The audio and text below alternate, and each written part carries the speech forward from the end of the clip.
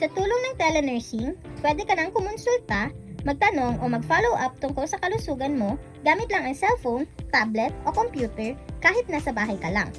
Lalo na para sa mga taga-Paliparan 3 na minsan ay hirap bumiyahe, walang oras o malayo sa mga health facilities, malaking ginhawa ang hatid ng ganitong serbisyo.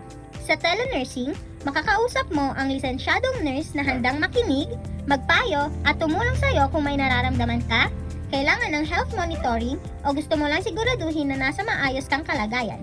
Simple lang, may internet ka lang at kahit basic na gadget, pwede ka nang makipag-ugnayan. At kung medyo nahihirapan ka sa paggamit ng apps o video calls, huwag kang mag-alala. May technical support kaming nakaabang para gabayan ka.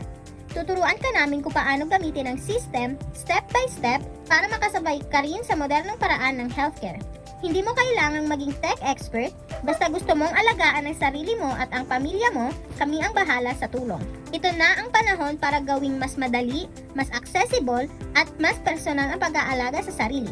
Subukan mo na ang telenursing. Alaga na abot kamay kahit nasaan ka pa. Kalusugan mo, priority namin.